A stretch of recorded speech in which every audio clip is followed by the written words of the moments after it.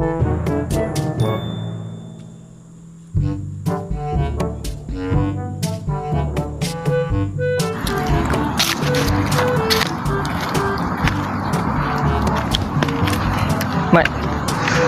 penatlah nak layan kau ni.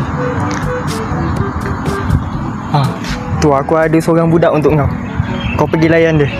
Dia tu memang suka dengan teki-teki kau ni. Tu atas tu. Siapa tu? Kawan kau ke? Kawan aku jugalah. Baru-baru kenal semalam. Pergi. Okay. Nanti! Jangan bunuh diri! Kenapa? Aku penat, kau tahu tak? Aku ada teka-teki untuk kau. Ha? Apa lagi ni? Cepatlah, kau dah terkejut ni. Penat. Ha. Jangan bunuh diri dulu.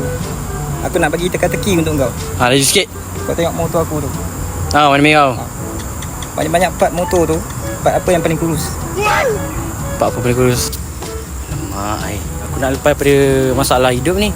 Tambah lagi masalah kau tanya aku. Part apa paling kurus Tayar? Bukan. Apa set?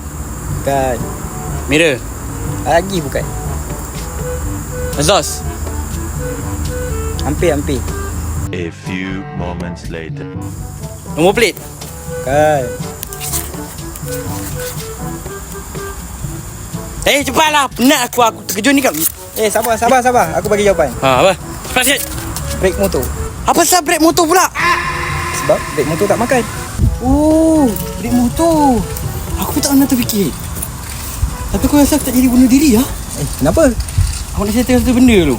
Kau kena settlekan semua benda tu dulu. Apa dah? Oh!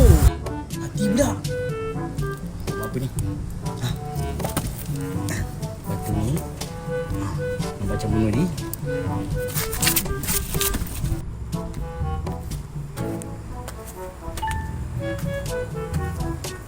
Oi, kau ni dekat sini pula tidur.